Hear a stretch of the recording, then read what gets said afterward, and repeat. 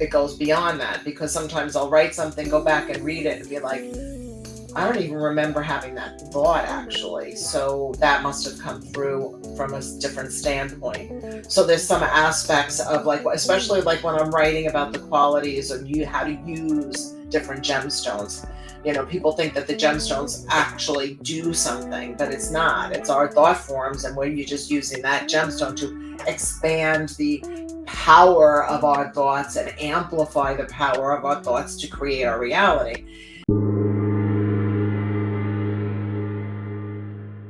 Welcome to the Consciousness of the Way. I am your humble servant and seafood, Taoist Master San Qing.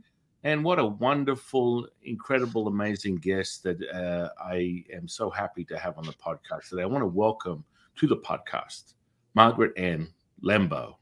How are you, my dear friend?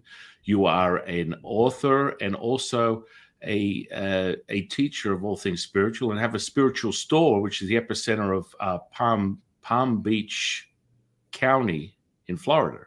That's true. And so you have been cultivating and nurturing people's curiosity and seeking to find the greater sense of knowing for well over 36 years, which is really profound in a biological time frame.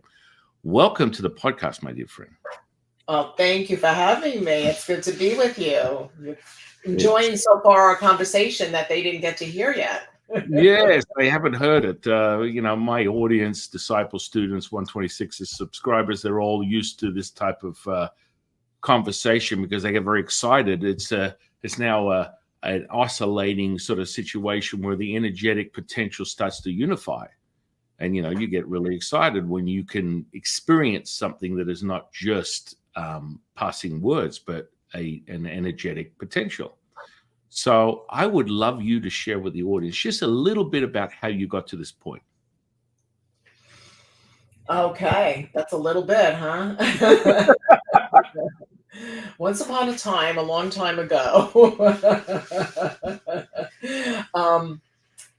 Actually, that is a good place to start. A long time ago, as a child, even though I was born up in a very Roman Catholic household, an Italian household, I also had the experience of this interaction with a very, very close family friend, the kind that you would call uncle, that taught me about Edgar Cayce and the Sleeping Prophet and the power of positive thought and Maxwell Maltz's psycho-cybernetics. And this is at like 6, 8 years old, and even Silva Mind Control. Like, he just really opened up my awareness. And so as a young child, I had that added to what I had was a very, really beautiful spiritual experience in Catholicism.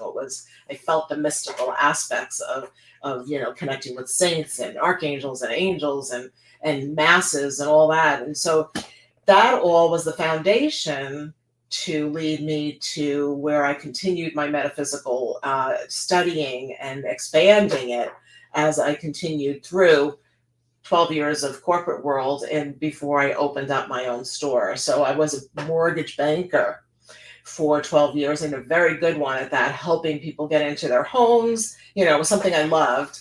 But I guess the universe, God, Goddess, Creator had different plans for me. And so I'm so happy that I get to have the store, the Crystal Garden in Boynton Beach, Florida, that is just so feels so good. People come in and they love our prices. Yeah, like the retail part, yay, but they really love how it feels. And that means a lot to me. And that helps people in their life. And they come to us when they're not feeling so good and want to upliftment. So that is the very short version of how did I get here.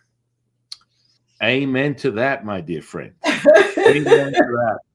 I knew we were just, friends from a past life. I've got quite a few friends that are devout Catholics and have gone down that path. I'm sort of, my personality is over the nonsense of separating people from their belief system, their religion. Guess what? It's out there. That solidifies your knowing of who you are, and stop with the nonsense of, identity politics and destroying people's foundation by talking about things as if it's just this spiritual path, and forget about your belief system. You're just so outdated, so antiquated and clunky It's kind of insulting because it's really part of, you talked about mind control, MK Ultra. This is part of the system of the cyclical sort of like humanistic cycle of spirituality, atheism, religion. This is where we're at. People are trying to separate you from yourself. And that starts with demeaning and destroying the foundation of what you believe in. So I'm very excited that, this is part of your ritual, your belief system, your knowing, and as it should be. And guess what? There's a million ways up the mountain. There's no right or wrong way. The biggest thing I like to have people remember is, if you dismiss someone else's belief system, you dismiss your own. It really comes down to that. And so as you integrate this mystical aspect, because there is such a deep mystical aspect to Catholicism, understanding what you put into the foundation, where was the whisper? Where was the communication that really made it clear for you that you needed to open up this spiritual shop of awakening? And what is within that shop? Are you offering specific type of like healing modalities that maybe they're a collective, a community that you've created around the shop? Or are they instruments, books, things of that nature that can help someone on their own seeking? Yes. I'll be one of those. Yes. So,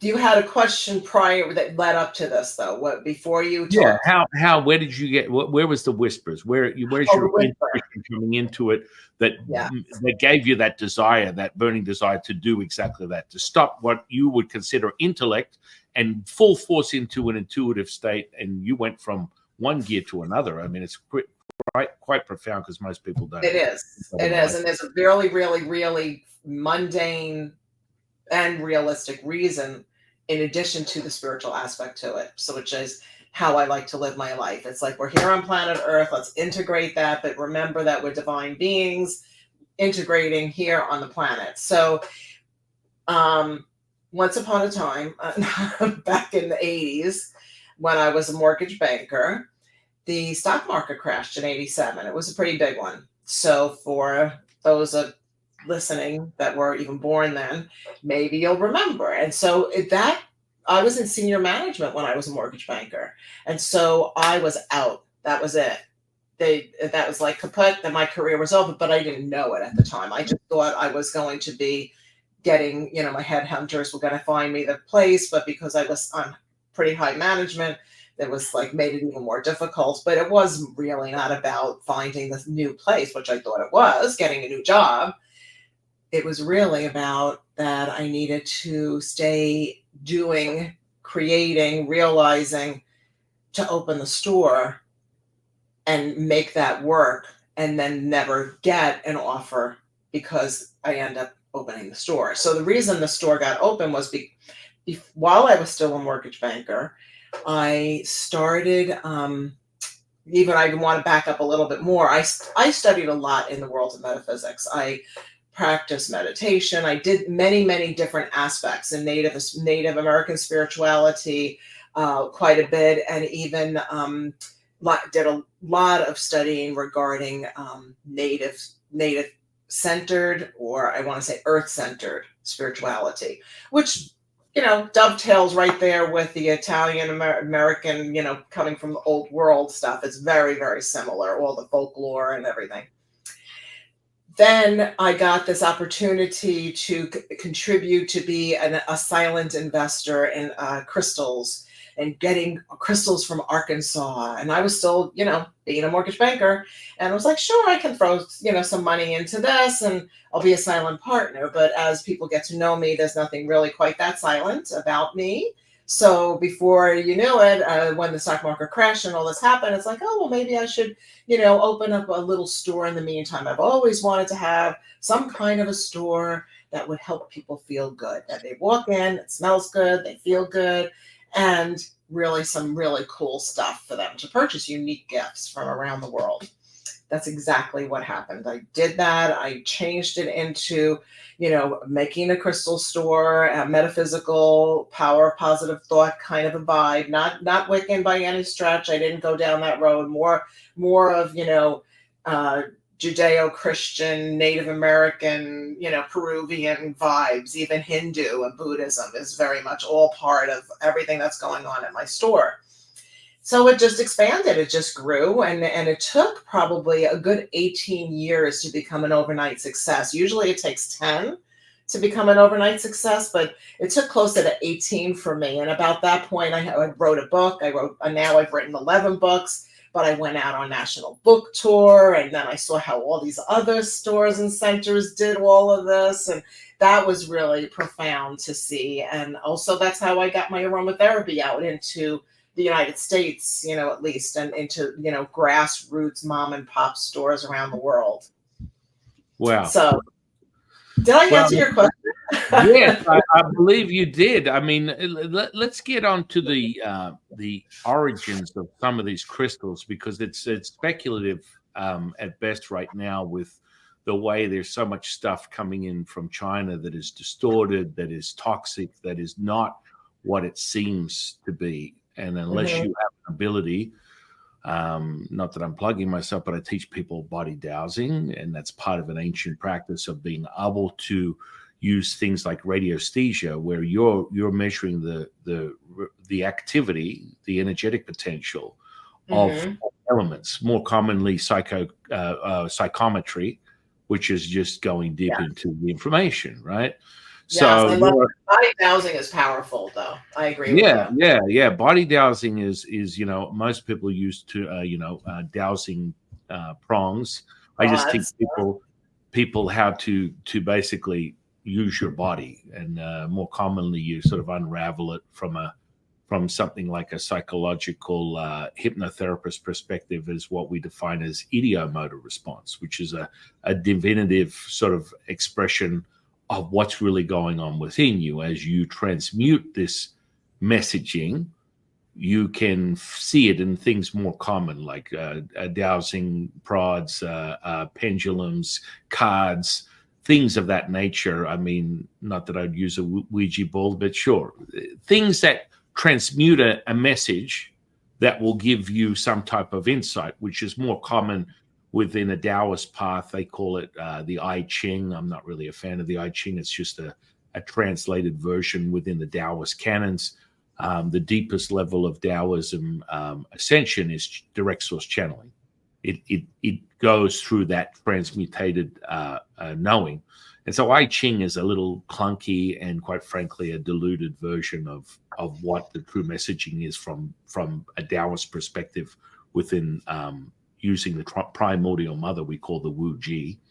And that is being this present moment, having access to being accessible to all things that would be perceived as a subconscious autonomous processes. You're now able to access at will the ability to alter the infrastructure of what's going on that you believe is not possible. And so that's all a culmination of the conscious and unconscious process. And once you merge those two together, you're off to the races, and you start to cultivate this, what we call substance, as it's called within Taoism. We refer to it as the primordial mother. The cloth of perfection is cut by your attention intention, taking light to wave to matter to particle, realized in this transmuted very moment, which then forms what we call energetic potential, which has a vibration, that has a frequency. The frequency, if met with a resonance, oh yes, it will be yours. Oh yes, it will. And so, this is a very big sales pitch for any manifesting coach at this point. I'm a bit of an OG. I've come from, very similar routes. I have quite a few friends that are active Catholic priests, and we have many situations where, part of my ritual as a Taoist priest is exorcisms. It's very real. It's very tangible, very real. And, my Catholic brothers, we get down with it, and we share notes on what it really takes to exhume these types of frequencies and where that comes from. So, it's I'm not really involved in Catholicism anymore, but that's interesting that there's a similarity in both. Yeah. I mean, and that makes sense. People dismiss the ritual of an ancient practice. It's like they're being their mind is being propagated with this nonsense, and it's being filled with stuff that separates them, instead of realizing that you have this yearning desire that, if we were to just use an epigenetic model, is something that is at a subatomic level. Words, numbers, symbols, letters, they're all integrated deep within your DNA strand.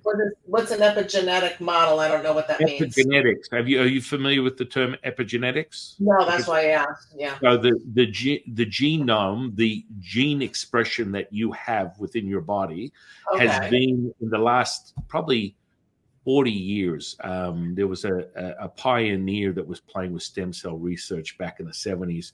This I call him the Keebler gnome. He's such a kind old soul. He's called Bruce Lipton. I don't know whether you've heard of this guy, Bruce Lipton. Oh, I love Bruce Lipton. Right. That's a great way to say that. He does look like a Keebler. He does, doesn't he? Isn't he so cute? He's so sweet. Profound. He's wow. really profound. He's got to figure it out, man. So the epigenetic model was basically something that he'd been holding on to for quite a few decades, even though the DNA strand had only been revealed and realized back in 1964. Before that, we were not looking at a deeper nature at a subatomic level of what the evidence of this humanness really is. So he sort of started playing with stem cells.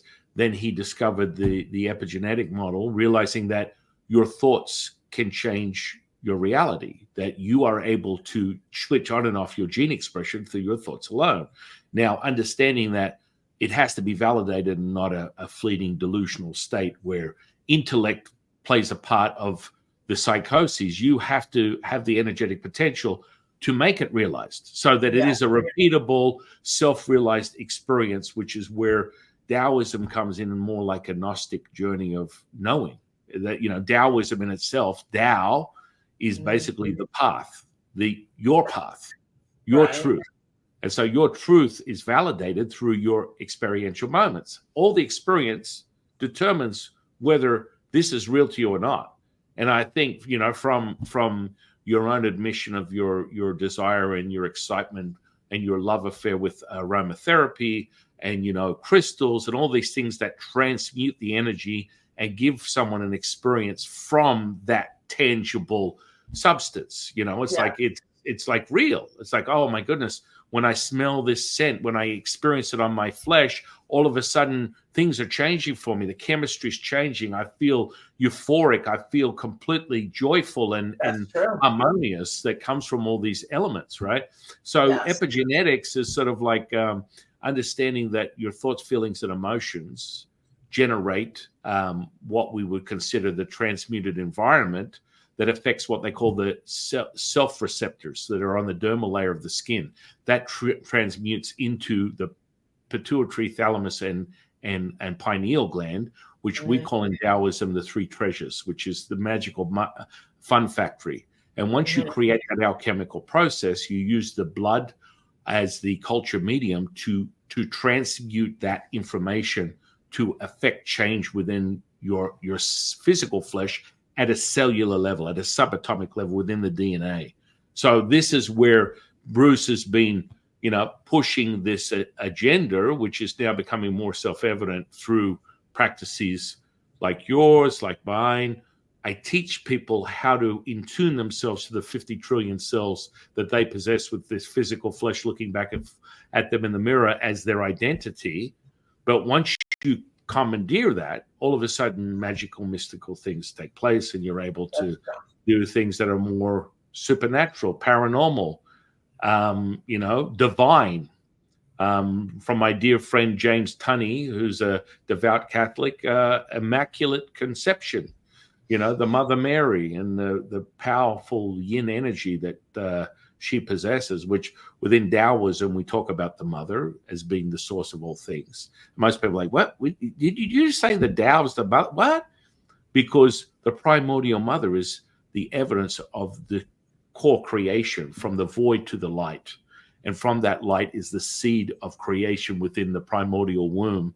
And you go from conception to creation of life, of human life within a 9-point cycle, which is the highest divination for any Taoist within numerology, which happens to be the same length as the term that it takes to create human life and bring it into this world. What a coincidence.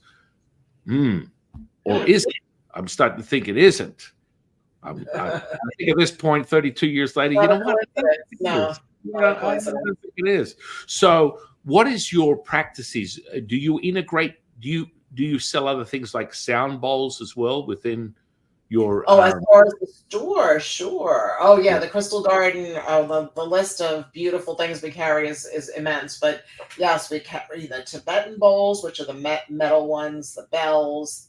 We carry crystal singing bowls. I do crystal singing bowl events to help people, realign the chakras and to help them with manifesting and creating their reality through the power of thought and visualization and imagination. Are you a fangirl of Lapidos or what? Of who? Lapido. Say again? Lapido. I don't know what that is. Oh, he's considered self-proclaimed godfather of crystal bowls. Crystal Tones is his company. It's out here in Utah. Oh, okay, I know who he is. Okay, yeah, yes, I know. Blonde, that's right. Yeah. That's what I was going to say. I get my bowls from other locations, but I have purchased, actually, my 7 bowl set that I have is originally from his company. Right. So I have a set that's tuned to the 7 chakras and to each other, so that when I play, it's harmonic, Yeah. So there, and they nest. I wanted a nesting set so I can carry 2 bags and travel if I needed to with my bowls. So yes, I have. So there are many things like that. And the magnitude of how many crystals we carry and wind chimes and so many beautiful things. It really does seem to help people. People come in and feel so much better because they just walked in the door.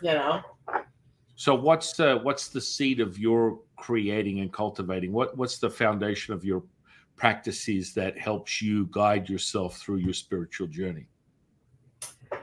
I pay attention to what I hear, messages that I get from the divine, like what someone might call clairaudient. I have a tendency to hear, which is profound and helpful, especially because I write. I'm an author. So I hear what I'm supposed to write. I hear what the name of the next title of the book is, like that. I wake up with the title. I wake up and hear certain things. And so I act upon what I hear. And I would say 98% of the time, it's something that is necessary when I might need to actually work on. Apologize for that. No worries.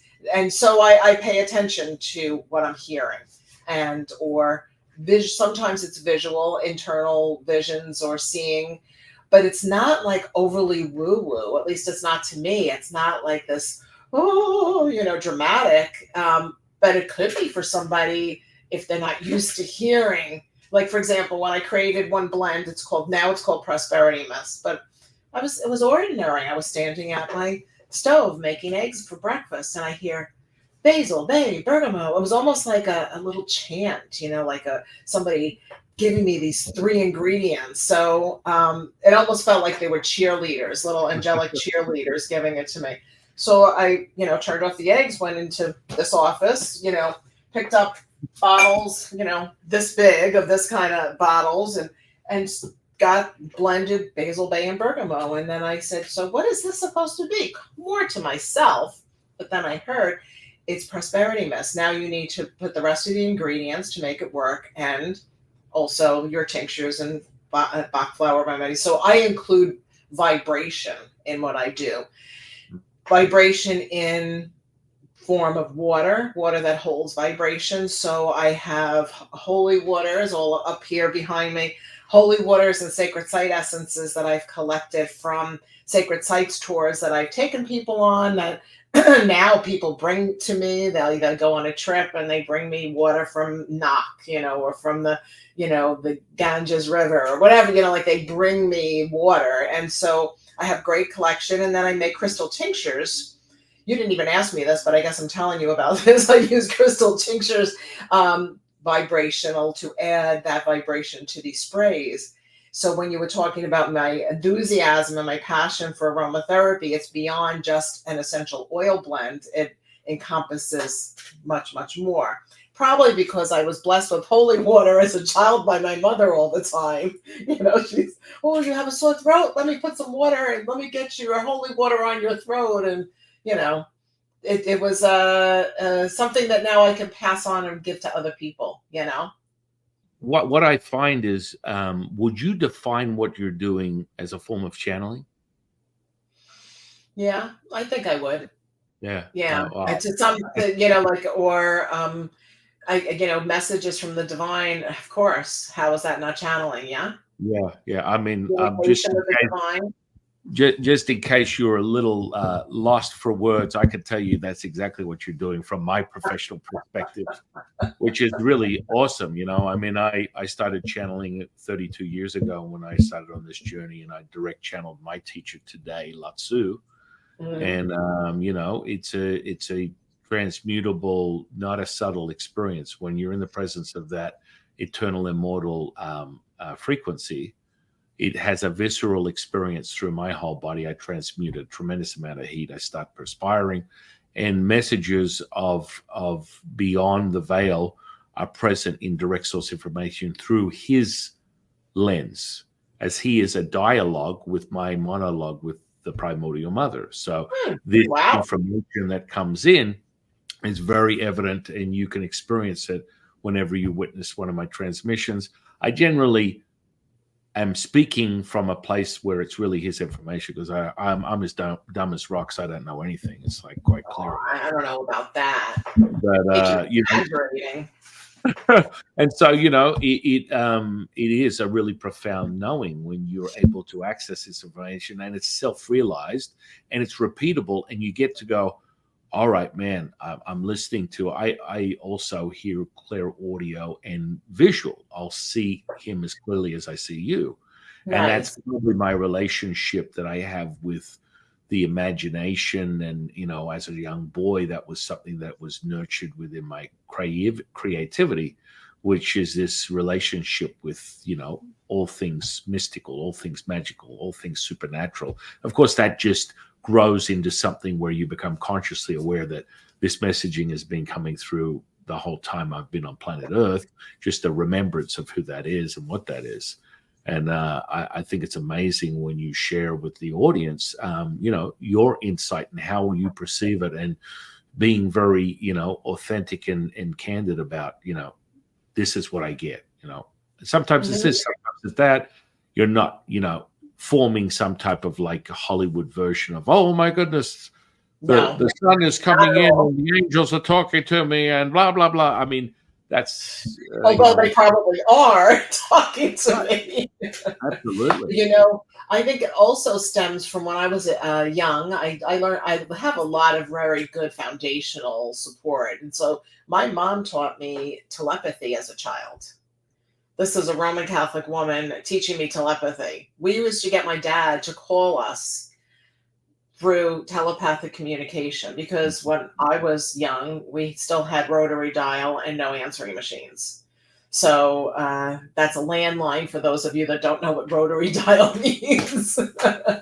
Or if you don't know what a landline is, that's a phone that you can't answer unless you're at the house. But it worked, and through the visualization and using that combination of sending mind to mind and heart to heart. But that's at like 5, 6, 7 years old, starting that. So that also helps with that aspect of feeling the vibration or hearing or sensing outside of oneself or within. I guess it's within too, of messages from, in my case, now as to the divine. I consider it the divine. But back when I was practicing as a child, it was, connecting with a family member, hearing that they needed me to call home, phone home, whatever it was, before beepers. Yeah. I mean, it is. It becomes more evident. I've got 6 children of my own, and I teach them all the foundational stuff. I really believe that. I really believe that when you start on this, inquiry and this curiosity to be the seeker, the simple things should be sort of foundational. Like you should understand how hypnosis is an effective tool to access consciousness, and that's a nice ground level. It's not what Margaret and I are talking about when it comes to frequency and transmission of direct source, but it's an entry level. It's something that you should be aware of, that you can dip into this ability to access instantaneously change Mm-hmm. through this sort of like veil that is really, not even a veil, but it's more just how you programmed your mind to perceive reality. And the more and more you start to unravel it, the more and more you realize, holy moly, we're already here. We are it. We're that present moment. We are the primordial mother. And now you just got to remember. And by acquiring that frequency, you are able to then show people within this dualistic perception that there's something greater. There's something divine, immaculate, perfection. And it becomes self-evident within an interaction with yourself or myself, through the practices, through cultivation, through ritual. You get to really remember that and know it to be true. Do you teach people specific practices for their own cultivation, or it's more? Not that much, not that much anymore. Over so now, 36 years running the store, having the store, teaching, all that. And prior to COVID, prior to the pandemic, I was teaching a lot regularly, staying late at night at my store, all different kinds of teachings, different kinds of, whether it was a drumming ceremony or teaching telepathy or working on, the singing bowls or medicine wheel, gatherings and such. Quite a few things. And then I got to a point once the pandemic hit, it's like, you know what? Maybe not so much to the degree that I do need to do it anymore. It's like, I tell him, I just still do some events. Like I have a past life regression, a group session coming up in November. And I'll do it just more sporadically versus the magnitude of how often I was teaching. And I look at it like I also need time to write. I write books. You have to be able to sit at your computer at your desk to do that. And so I realized I needed to do more self-care. Was also part of it. Is yes, teach, share, but remember to take care of yourself first. So I'm doing more of that at this very young age that I'm at. I'll call this semi-retired because I don't teach to the magnitude that I was before, while running the store, while doing the wholesale division, while yada, yada, yada, So, you would say in one sitting, normally when I transcribe anything from Lao-Tzu, I can write a book that's like equivalent to 600 pages in 24 hours. Oh my goodness. It's like if I didn't need sustenance for my physical flesh, they would just keep going. It's just never ending. Wow. Material. Wow. And, I think a lot of people, and that's me having a dialogue with him. I just sit there and take notes. I know nothing. And so the information just comes right through. It's structured. He explains how he wants the book to be written, what he puts in, and I just transcribe it. That's it. And so, some people would attribute, being given a sense, and they have these sort of like ebb and flow sort of moments where they have a much deeper desire to feel this flow of information, they would call it, if they can't define it like within the dialogue I'm talking about within my teacher. But, you get a sense, like just as you said, I have these clear audio experiences that are mentioning things very clearly. Would you say that when you are writing your books, would you consider it a channeling experience, an automatic writing sort of thing, or do you still feel like it's the origins of it is derived from your own experience? I think it's more that it's derived from my own experience and also research. I do research, so and I would say the three components, and also it goes beyond that, because sometimes I'll write something, go back and read it, and be like, I don't even remember having that thought actually. So that must have come through from a different standpoint. So there's some aspects of like, especially like when I'm writing about the qualities and how to use different gemstones. People think that the gemstones actually do something, but it's not. It's our thought forms, and when you're just using that gemstone to expand the power of our thoughts and amplify the power of our thoughts to create our reality. Um, but sometimes I'll get a realization of like, where did this come from? I don't even remember how that, how do I know that does that? I look back at where did that come from? But I trust that came from something good, and it's all for positive, so it can't hurt anything. Right. Yeah. I mean, the epiphany moment, there's something, what we call is we look at reality like a bellows. Everything is contracting and expanding at the same time. You're all things and nothing at the same time. And you have this ability to access what we call the center point of all existence, which is the void. And everything has this center point.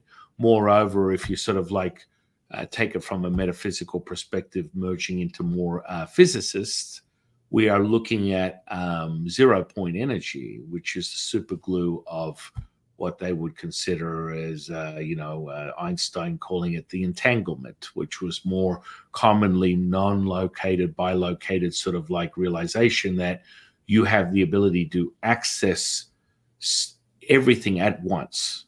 And this is sort of like a realization that, Max Planck came to the early 1920s, 1930s, as he was sort of mulling over his research and, through his peers like Albert Einstein, realizing and revealing the spooky action of reality being bent, that, there is something to this. There's something where you're stretching this period of time. It's the same period of time, but it's getting longer. It's getting bigger. It's like, well, how does that even work? Yet this could be self-evident through your transmitting within your tinctures, within all the things, your attention, intention, as you put it through your own admission, the ability to merge your thoughts and your feelings and imprint that into something tangible. It's now imprinted. It's now got a completely different frequency at a subatomic level. And that becomes evident in the application of things. Like I do a lot of that. And then when they spray that, then it changes their molecular structure. It changes their ability to think and how they think, and it shifts their reality. Wasn't it that Max Planck, was it Planck or Planck that said, the same one that said, the way when you change the way you look at things, the things you look at change? That really is originated with him. That statement, which is sometimes attributed to another more recent New Age author, but it's actually him. And that is so true. It's like how we perceive reality is how that's we change it just by how we perceive it. It's amazing. Yeah. That's I mean, very mystical. Right. It comes back. I always tell people, if you're thinking, you're not knowing. If you're knowing, you're feeling. Feeling is the all-knowing now moment. That visceral, kinesthetic, somatic response is what validates what is true. And as you attune the tuning fork, the barometer, which is this human flesh, your neurology will speak to you volumes as to what the truth is. And, using incredible tools like the ones that you sell in your store, for example, a crystal ball, you use that delivery system to permeate things like the vagus nerve, the vagus nerve. Yeah, baby. And of course, that has a maestro effect over all the cells within your physical flesh. And you can start, amplifying and everything changes. Because everything the vibration shifts. People don't, they do realize if they're in a singing bowl event, but it really changes your molecular structure, especially when you match it up with your intentions and your thought forms. It's profound.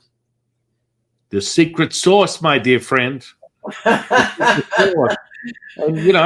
this is the exciting part. Don't tell anybody. Write it down and put it in a little. Well, it's really it's exciting when you become a seeker. So I get so many people, that travel the world to come over here and train for Taoist practices, and they've been looking and looking and looking, and never to find someone that can actually, hand down this ancient practice that can transmute into this material. It has to be transmutable. It has to be repeatable. It has to be self-realized for it to be a knowing. All of the rest of it stuff is kind of gobbledygook, talking head nonsense, where people just keep talking, and you're just like, oh, okay, I had enough after the second and. You know what I mean? I mean, you know what I'm talking about, my dear friend. You're an OG in this, as my dear friend Tom Campbell, who's originally one of the teachers at the Monroe Institute for Out of Body Experience. He's a dear peer friend of mine, and he would be his words would be, you are being given what the large consciousness system gives you. This is your probability to change with your attention intention, the variable of what is actually happening through that transmuted state. So the possibilities are endless. And that brings me to how I teach people manifestation, magic, healing. And physical healing to me is what makes me all warm and fuzzy. I love to see miracles because that's just part of what I enjoy, as he would say, within the holographic, repeatable experience, which is the game of your reality. You are the main player within a holographic model. Now, this is his admission. I would say that I can parallel that to a Taoist path, which furthermore, there's a guy you're probably familiar with. What's his name?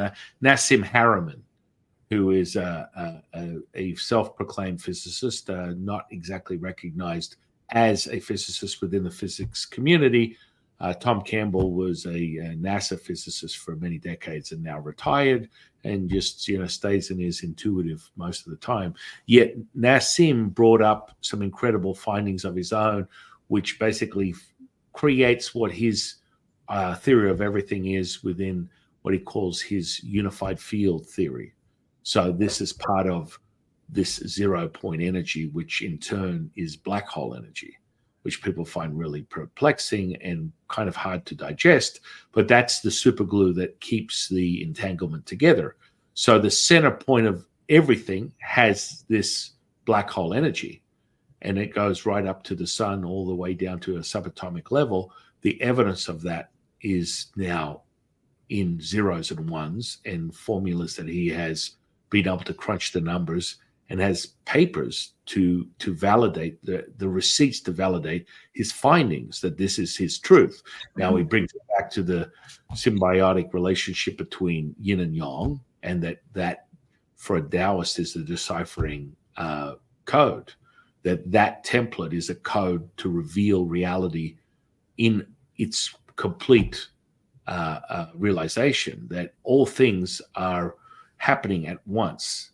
You're a macro of a micro, and that expression is being shown to you right down to a subatomic level. And that's the really powerful part, is when you start to understand that and find your own path of realization, your own path of cultivation, and then being able to really sink into that resonance and hold it for a long enough period of time for it to alter this tapestry however you choose to within your experience. Or furthermore, it depends, if you're in more of a limited emotional state, you will be subject to things like the karmic model, which is kind of like part of the human expression of the condition of limited, humanness, which is, not in the immortality phase. You're not identifying and realizing and knowing and believing that you are all things and nothing at the same time. So really, it comes back to your incredible admission about the positivity, power of positivity. There was a famous book, The Power of Positivity, at one point. That in of itself could be reflected on, using hermetic principles of, the laws of the universe. I'm not really a big fan of laws and universe in the same sentence, but still, get people to that point where they start to identify with something, right?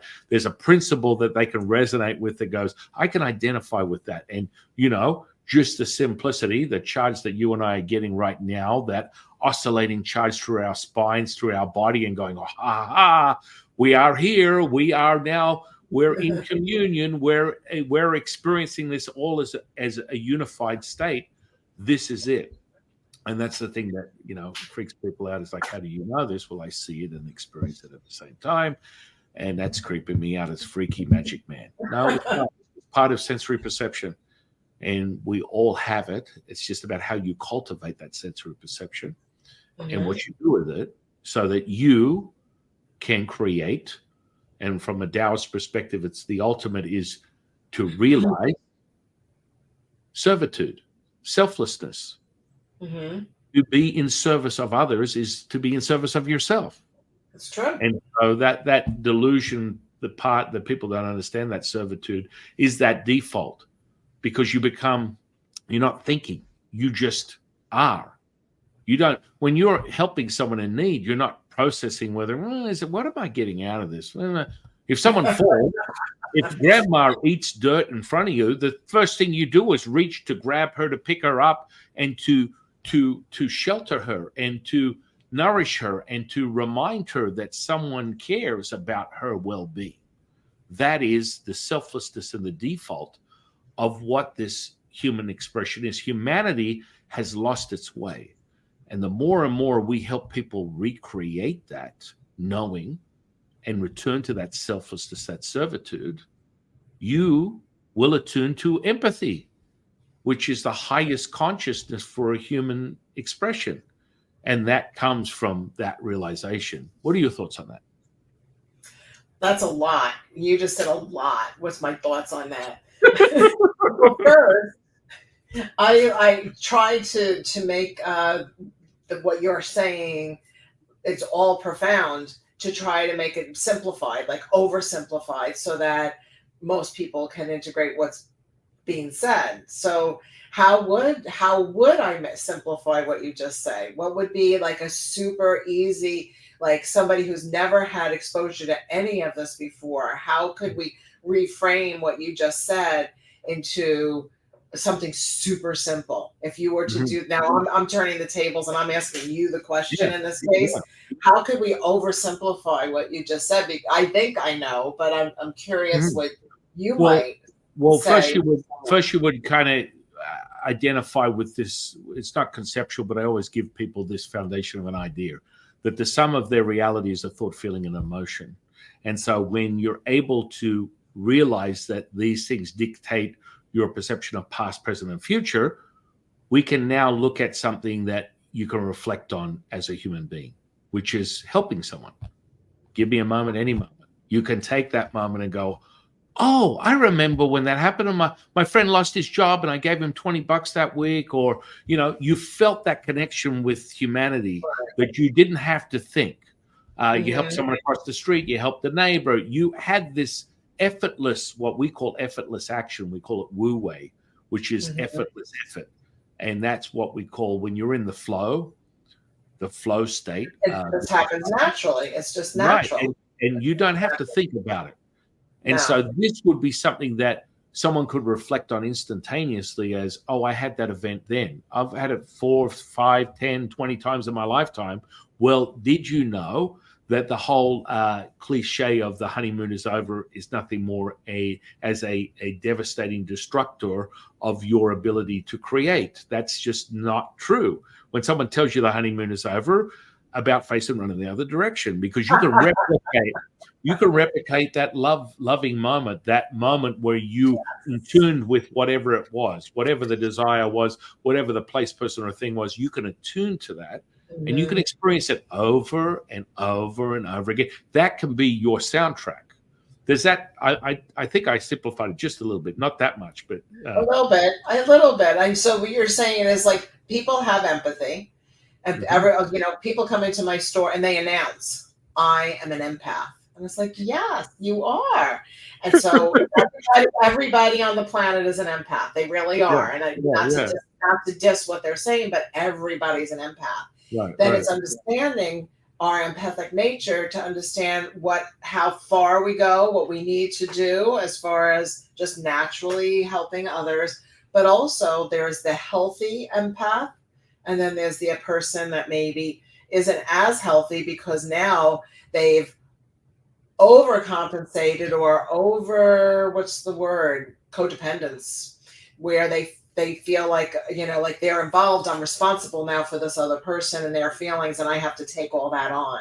And I think that's something to become consciously aware of. Where do we find it so that we keep the balance between helping others, which is like just a normal everyday across the street kind of thing, or getting so involved in the minutia of another person's life that then that changes what's going on. We may be taking away an experience that person may need to have in order to grow up and to carry on and go forward. An old spiritual teacher from years ago used to refer to it as carrying someone else's backpack. That's not your stuff in that backpack. Give them their backpack back. And if they need to take it out, let them take it out of their own backpack, not you. Yeah. That analogy, I think, is a good one. Yeah, no, I think it's a great one, because a lot of people are still, this is kind of like at a state where they're still in the weeds. They've got energetic potential. Most people have this epiphany. I've had a Kundalini experience. Okay, that's really exciting. Oh my goodness, I feel energy. I feel all this stuff. Well, this is great, but if you just take it at this point and you go, I'm going to channel the Palladians, open up a YouTube channel and get 100,000 followers, you're still deficient in many aspects of what is going on. Like, that's why I imagine you're very much an advocate of really self-discovery, self-inquiry, more development of this mastery, rather than just going, oh, look, I feel energy. I see grandma. I'm the next coming of Jesus. There's way more to this, right? And so, right. It starts there, and then people need to start to cultivate and marinate what it is that they're perceiving, and then to validate doing some internal work themselves, whether they do it through meditative work or contemplative. People think, oh, I can't meditate, but so contemplate. Contemplative thought is so powerful. And if you match it up with writing, in my case, I think writing helps, where we gain clarity. If you want to do it the old fashioned way and pick up your pen and do some writing right into a journal, or open a Word doc, or if you want to put it right on your phone, but to sometimes gain that clarity from whatever is coming through can really help one figure out for themselves without having to look outside. So you're right about me wanting to encourage people to find the answers from within. Because I have a store that's associated with spirituality, people automatically want to know if I do readings, or if they can get a reading. Or they'll come up to me and say, Margaret, what do you see? Like, what do I see about what? Like, how do you want me to, so I want people to see themselves, to see within, and encourage that, and training themselves that way rather than looking outside for the answers. And then the answers are so much more powerful because you figured it out yourself. You had the realization versus someone telling you, or like if there's a regression, let's say a past life. It's like, it's so much more powerful if you have the experience of remembering the past life versus someone saying, you were a Roman soldier and this is what you did. There's a whole different vibration to it. One's a story and one's an experience, Well, yeah, I mean, I think it turned into some sort of sexy spiritual contemplation when Dolores Cannon sort of banged out the regression part and made it more of a mainstay of the spiritual journey. And I got to tell you, I'm a fan, but I can't stand it when she just gets in my ear for days on end. Like, I just got rid of her only a couple of months ago when she was just on me for weeks about the inability for others to basically transmit the original teachings that she started with. And this is what she gets frustrated about, because the practitioners are not developing that somnambulistic state to the state that she wanted within her own transmission, speaking to, I think, a super consciousness, whatever she called it. And I don't really follow her. Yeah, she was interesting. When you really do this, and that's all I do is, channel, I get these entities that just come on, hey, do you want to hear what I have to say? And it's fun, I mean, to a degree. And then I just I'm closed for business, guys. Move right along. I'm not pandering your soapbox today. It's not happening. Yeah, you may have some problems and there are things that are unresolved. Well, go find someone else to kick a can down the road. I'm not open for business. But you get this interesting dialogue with these entities, and some of the Mhm. information is crazy. And I actually I shopped it around quite a few of her practitioners that I've had on the channel over the last year, because I've done like 300 or 400 podcasts in the last 12 months. And Wow. yeah, I'm literally, it depends, and I'll be very honest with you, it's probably going to be 4 to 6 weeks before yours come out. I do like 5 a day sometimes. Wow. That's a lot. That is a lot. Maybe I'm addicted. I have no idea. But it, Maybe. And is it it a bad thing though? We're not sure. I don't think I'm so. not sure yet, but I do like the self-discovery. I enjoy having an incredible conversation with incredible beings like yourself, because it only takes one person to watch this, and if it awakens their desire to become a seeker for their own self-realization, that's all. That's all I'm doing it for. That's That's all it great. takes. That's all it takes. Now, it just so happens that YouTube is a smaller platform, but podcast platforms, holy moly, I get a lot of downloads on the podcast platform. So it's an Do interesting. you? Oh yeah, Oh, that's yeah. So great. it'll be good for you. You can have a bunch of people inundate you and say, Oh, San Qing told me to come in here. Yeah, right. thank you, everybody. So Wow. I'm going to honor your time frame and around there. So I think you've been very generous with your time. I know you're a busy creator. I want to Thank say thank you so much, my dear friend, for coming into my life again and remembering there is a bond. Past lives are always interesting. When I do a past life on someone, they experience it as like a visual experience in their third eye, Oh, have good. a sort of like response. So it becomes very, very experience based realization. And that's kind Good. of how I do past lives. I give people 9 lives leading up to this one, and they experience it, and it all becomes validated as bits and pieces are all threaded together through those last 9 lives. That gives them an epiphany of their own origins and understanding of what they're doing here, which is always, that's the human condition, right? Wow, what about me? What am I doing? What's my purpose in life? And I always say, they're like, why, Sifu? Why am I here? And I always answer with, why not? People, what that doesn't help me. I need to have a deeper nature of this. Well, you will find it through the information that I've shared with you. You'll get a greater understanding, and you will come to your own conclusion of what that Right. means, as opposed to sort of the hallmark version that so many people want to just propagate over and over again. This it's this way. You've got a soul contract. The soul's here. It comes in. Blah blah blah blah blah. I'm kind of like a little tired of that, because people don't realize they're getting brainwashed themselves, because they start resonating with something that they think is supposed to be the reality, and then they get disappointed when they don't materialize it, because that's not their version of what their experience is. And so if you get stuck in that humanistic part, then they get really frustrated that it's not. Where's my soul contract? Why didn't I have this out of body experience? What's going on here? And it's all a construct. Remember, everything is a belief system, and we all have Hello. them. And for you to have it realized as a knowing is your experience. So your truth is not my truth. My truth is not Mary Jane's truth, or Mhm. Simon, John, or anyone else. It's my experience. And so Mhm. that becomes that self-realized absolute truth. And it can only be validated through your own experience.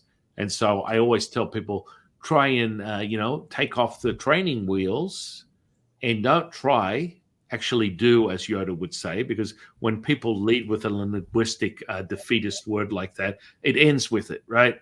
Yes, it Oh, I does. just I tried. tried, but I really didn't. It really, I really have happened. to ask you. I want to ask you a question. Yeah. Why 9 lives? Are they associated with the feline world there? Well, it's the highest point of ascension for a Taoist within the numerology, within all the magic and the grids and everything that we work in. 9 is the highest point. And then you Oh, start sort of referencing that, and there are no coincidences when the old expression, you have 9 lives. Absolutely. And so you can access that, the definition of this symbiotic sort of like When you take a 9 and you turn it upside down, you blend the two together, you have a yin and yang. Mm-hmm. It's true. So the cycle of the mirroring effect, that you are looking into the void is coming back at you. The void is the primordial mother. The mother creates the spark that is the reflective of the humanist, which is the yang essence of yin and yang, and that symbiotic relationship. So everything always has the origin to the mother. Yet the creation would seem at face value as these two energies, yet they come from the same origin. Does that Very make sense? cool. Yeah, it does. Yeah. Yeah. Excellent. So nine is the highest point, and yeah, we can have fun with that. Fun to Daddy take the T-bird away. Now, with that said, I want to wrap this up. I'm going to put all your social media under this podcast, places for people to come and find you through your website, through read your books. You're at 11. You're going for 12 right now, I think. I just finished the 11th. I have a couple of ideas for 12, 13, 14. Yeah, but I have to finish. I'm a contributing author also on a chakra series. So I have to finish my submissions, and then I'll start thinking after Christmas, because I'm a retailer also, about my next projects. I love it. I love it. Yeah. I love it. In closing, my dear friend, is there anything you want to share? Is that someone can come and get your book from your website? Is it available on Amazon? You said that you used to offer classes. You don't. Oh, you're doing one. You're doing I do, just not as often. Yeah. So it's easy to find me. Thecrystalgarden.com, literally thecrystalgarden.com. Margaret Ann Lembo.com. That's Lembo. And I'm on TikTok. I'm a gardener, so I do both gardening videos as well as, reading maybe an excerpt out of a book or pulling cards, because I also have 7 oracle decks. And so I just try to interact that way. But also, one of the things that I like to end a little time together with is my thoughts on how we can improve personally. And one of the things that I like to suggest is to remember that we are love, and all that is attracted to us and all that surrounds us is love. And when we do focus on love as our main primary vibration, then everything becomes so much easier and happier and joyful and good. Just perfection. That's it's so beautiful to hear that. I'm going to ask one last question of you. What is your definition of spiritual consciousness? For me, it's the connection with remembering who I am on a soul level, not so much outward vibration, but looking within and remembering my divinity, my spiritual connection with myself, but also God, goddess, creator, whatever we want to call that vibration. Amen. Not good, right? Amen to that, my dear friend. I've done hundreds of these podcasts. I never get the same answer, which I expect, because consciousness is a perception. Consciousness is your own experience, and you are in another facet of what we call the perfection, which is the diamond. So you and I could be sitting at either end of a table of consciousness, and you say tomato, I say tomato. It's still part of the same stream of unity. And it's just another facet of that. Does that make sense? Mm-hmm. Yes. Beautiful. Just beautiful. I want to thank you, my dear friend, for this conversation. I really enjoyed it in my life. And I want to thank the universe for bringing you into my life. I want to thank the audience for sharing their time with us today. And I am your humble servant and Sifu, Taoist Master San Qing. And I'll see you on the next one, guys.